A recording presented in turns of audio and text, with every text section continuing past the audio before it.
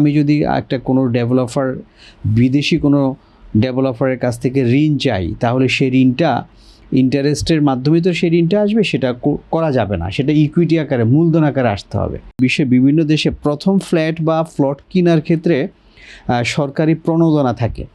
যারা প্রথম কোনো ফ্ল্যাট বা প্লট কিনে, অনেক দেশে আছে যে তাদেরকে $10,000 থেকে $50,000 পর্যন্ত তাদের মূল্যমানের উপরে ভিত্তি করে দেওয়া হয় এবং ট্যাক্স রিবেট পায়।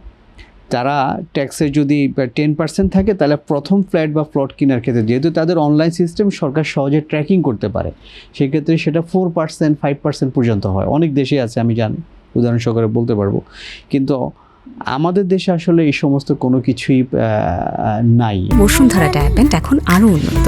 এই হট এয়ার থ্রো টপশিট দ্রুত শোষণ করে সোনামণিকে দেয় কোমল অনুভূতি। এবং কখনো আমাদের দেশে সবাই বিদেশে বিভিন্ন ট্রেনিংয়ে, বিভিন্ন সেমিনারে বিভিন্নভাবে যায়, অনেক অভিজ্ঞতা নিয়ে আসে, কিন্তু আসলে ইমপ্লিমেন্ট হয় না। তো এই জায়গাগুলোতে যদি আমাদের দেশে যারা প্রথম, যারা একটা মানুষের একাধিক থাকতে পারে, তাদের জন্য প্রযোজ্য হবে না। যারা নতুন, তারা জীবনটা শুরু করলো, সংসারটা শুরু করলো, একটা ফ্ল্যাট কিনলো কষ্টের টাকা দিয়ে, তাদের জন্য 13%। আর যারা অনেকগুলো ফ্ল্যাট এবং অনেক কিছুর মালিক, তাদের জন্য 13%-এর মতো। তো এই জায়গাটা আসলে আমার কাছে মনে হয় যে আসলে আমাদের কিছু জিনিস আমাদের ফলো করা উচিত, তাহলে সেক্টরটা ডেভেলপ হবে এবং সেই সেক্টরে আরও করা যাবে।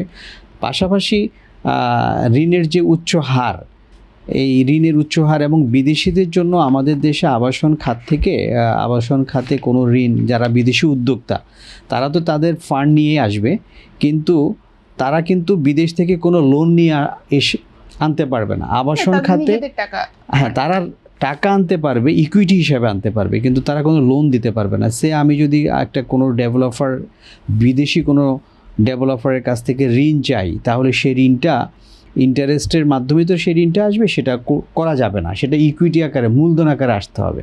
তো এই জায়গায় যথেষ্ট বাধা আছে এবং বিদেশি বিনিয়োগকারীরা, বিশেষ করে আমি তো বিদেশিদের সাথে কাজ করি, তো একটা কোম্পানি যখন কাজ শেষ করে এবং ওয়াইন্ডিং আপ পলিসিটা এতটা জটিল যে 13টা জায়গা থেকে রেজিস্ট্রেশন ক্যান্সেল করে মহামান্য হাইকোর্ট থেকে এটার অনুমোদন নিয়ে টাকা রেমিটেন্স করতে হয় এবং সেই রেমিটেন্স টাকা পাঠাইতে দীর্ঘসূত্রিতা 1-1.5 বছর লেগে যায়। তাহলে একটা প্রজেক্ট শেষ হওয়ার পরেও যখন টাকাটা পাঠানো নিয়ে অনেক জটিলতা থাকে, তাহলে আসলে বিদেশি বিনিয়োগরা আকৃষ্ট হয় না।